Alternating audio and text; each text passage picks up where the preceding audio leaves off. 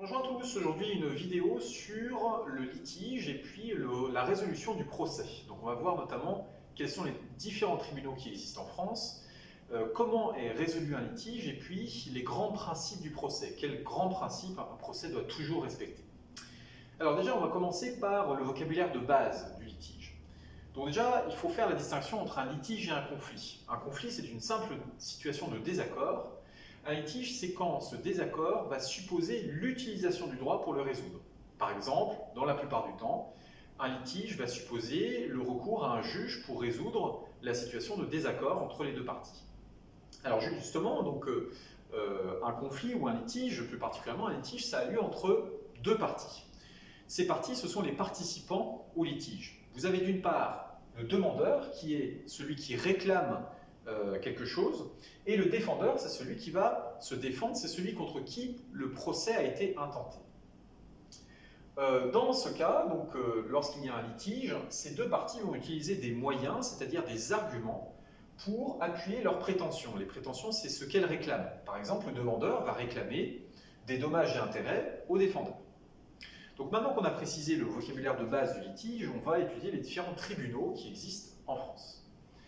Donc ce qu'il faut savoir, c'est que les tribunaux compétents pour un litige dépendent de la nature de l'affaire qui est en question. Si c'est une affaire civile, c'est-à-dire un litige entre deux citoyens, sans que ce soit une situation entre deux commerçants ou alors entre un employeur et son salarié, eh bien ce sera le tribunal judiciaire ou bien le TGI qui sera compétent. Les deux noms sont possibles, le tribunal judiciaire étant le nouveau nom qui a été donné au TGI récemment. Donc le TGI sera compétent pour toutes les affaires civiles. Si c'est une affaire qui est une affaire relative au commerce, c'est-à-dire un litige entre deux commerçants, dans ce cas-là, le tribunal compétent sera le tribunal de commerce. Si c'est une affaire qui concerne le droit du travail, c'est-à-dire un litige, par exemple, entre un employeur et son salarié, dans ce cas-là, le conseil de prud'homme sera le tribunal compétent. On enchaîne avec cette fois-ci les affaires pénales. Les affaires pénales, c'est un petit peu plus complexe puisque selon l'infraction qui a été commise, le tribunal compétent sera différent. Pour les contraventions les plus graves, on va devoir avoir affaire au tribunal de police. Pour les délits, ce sera le tribunal correctionnel. Et enfin, pour les crimes, l'affaire sera jugée en cour d'assises. La particularité de la cour d'assises étant que c'est le seul tribunal où vous avez des jurés, c'est-à-dire des citoyens, comme vous et moi, qui sont tirés au sort pour participer à la décision avec les juges. Enfin, si l'affaire est en rapport avec le droit administratif, c'est-à-dire un litige entre l'État et un citoyen, dans ce cas-là, ce sera tout simplement le tribunal administratif qui sera compétent. Ce qu'il faut savoir, c'est qu'évidemment, les parties ne seront pas forcément satisfaites par le jugement qui sera rendu. Par exemple, le demandeur sera déçu du montant des dommages et intérêts qui sera prononcé par le juge. Dans ce cas-là, il y a la possibilité de faire appel auprès d'une cour d'appel. Ce qu'il faut savoir toutefois, c'est que l'appel n'est pas toujours possible en droit français. L'appel n'est possible que si la somme d'argent en jeu dans l'affaire qui est jugée est supérieure à 4 000 €. Par exemple, si le demandeur réclame 3 000 € de dommages et intérêts au défendeur, dans ce cas-là, l'appel ne sera pas possible. Petite exception pour les affaires pénales. Pour les affaires pénales, ce qui va compter, c'est la gravité de l'infraction. L'appel est toujours possible pour les délits et les crimes. Pour les contraventions les plus graves, c'est également possible, pas pour les contraventions les moins graves. Un dernier recours est possible pour les justiciables, c'est la Cour de cassation. La Cour de cassation, c'est un recours qui est toujours possible, quelle que soit la somme d'argent qui est mise en jeu. La particularité de la Cour de cassation, c'est que contrairement à la Cour d'appel, elle ne va pas rejuger entièrement l'affaire. Elle va simplement s'assurer que le droit a bien été appliqué par les juges. Par exemple, elle va regarder le fait que le juge a bien appliqué la bonne loi ou a bien interprété la loi par rapport à l'affaire qui lui a été proposée. Si la Cour de cassation ne constate aucun problème dans ce cas-là, elle valide définitivement le jugement qui a été rendu. Si elle constate un problème, elle casse la décision du juge précédent et demande à ce que l'affaire soit rejugée, d'où le terme de Cour de cassation. Petite particularité pour le droit administratif, vous voyez que le dernier recours possible se fait auprès du Conseil d'État. Maintenant qu'on a précisé quels sont les grands tribunaux qui existent en France, on va parler des grands principes du procès.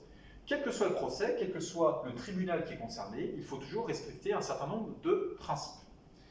Le principe général, c'est que le procès doit être équitable, c'est-à-dire qu'il doit être plus ou moins le même pour tous les justiciables, quels qu'ils soient. Ça suppose plusieurs sous-principes. Premièrement, chaque procès va devoir respecter le principe du contradictoire, c'est-à-dire que les deux parties, le demandeur et le défendeur, doivent être capables d'échanger leurs arguments. D'autre part, ils ne doivent pas cacher des arguments entre eux. Donc, par exemple, le demandeur n'a pas le droit de cacher des arguments qu'il va utiliser lors de l'audience au défendeur. D'autre part, il y a le principe de collégialité. Ça, c'est le fait que, dans l'immense majorité des affaires, il doit y avoir plusieurs juges qui rendent la décision. En général, 3 juges. Donc, dans la plupart des tribunaux, vous aurez 3 juges et non pas un seul. Il y a une exception pour les affaires les plus simples. Elles peuvent être jugées avec un juge unique. Ensuite, nous avons le principe de publicité. Ce qu'il faut savoir, c'est que les jugements doivent être accessibles au public. Donc, chaque citoyen, comme vous et moi, on peut assister à des audiences, par exemple, de tribunal correctionnel. Alors, il y a des exceptions là aussi à ce principe. Par exemple, pour les affaires les plus sensibles, les affaires de viol, par exemple, il pourra y avoir un huis clos, c'est-à-dire des audiences qui se dérouleront sans public. Mais le principe est que chaque citoyen peut assister à une audience d'un tribunal. Dernier sous-principe du procès équitable, la présomption d'innocence. Quand quelqu'un est soupçonné d'avoir commis une infraction, il est présumé innocent jusqu'à preuve du contraire. Alors ça rejoint justement un grand principe en droit français qui est que, dans l'immense majorité des cas, la charge de la preuve revient au demandeur. C'est toujours le demandeur du procès qui doit prouver ce qu'il avance, et non pas le défendeur qui doit prouver son innocence en premier. Et c'est seulement quand le demandeur aura prouvé que le demandeur est par exemple coupable, que le défendeur va pouvoir se défendre. Juste un petit mot par rapport aux preuves. Ce qu'il faut savoir, c'est qu'il y a plusieurs types de preuves. Vous avez les preuves parfaites et les preuves imparfaites. Les preuves parfaites, c'est les preuves pour lesquelles il n'y a aucun doute sur leur fiabilité. Par exemple, vous avez des actes authentiques, c'est-à-dire des papiers qui sont signés par des officiers publics, des représentants de l'État. Par exemple, les actes de naissance, c'est des documents qui sont officiels. Vous avez les actes sous signature privée, qui sont par exemple des contrats signés entre 2 personnes. Toutes ces preuves-là, c'est des preuves parfaites parce qu'il n'y a pas de problème de fiabilité par rapport à elles. Le juge va donc forcément les prendre en compte. Par contre, lors d'un procès, vous pouvez avoir aussi des preuves imparfaites. Par exemple, des témoignages. Les témoignages, c'est imparfait parce qu'il peut y avoir des faux témoignages ou alors des personnes qui se trompent dans leurs témoignages. Et donc, par rapport à ces preuves imparfaites, le juge pourra décider de les écarter ou non selon la fiabilité qu'il estime par rapport à ces preuves. C'est ce qu'on appelle l'intime conviction du juge. Dernier principe du procès, et j'en termine avec ça, chaque procès doit avoir une durée raisonnable. C'est-à-dire que entre le moment où le procès est intenté et le moment de la décision finale des juges, l'issue du litige, il doit y avoir un délai qui est suffisamment court. Cette notion est volontairement floue, puisque selon la complexité de l'affaire, selon la nature de l'affaire, eh bien évidemment, ça va prendre plus ou moins de temps à la justice pour résoudre le litige. Voilà, j'espère que cette vidéo vous aura aidé pour mieux comprendre comment fonctionne la justice française. Je vous remercie.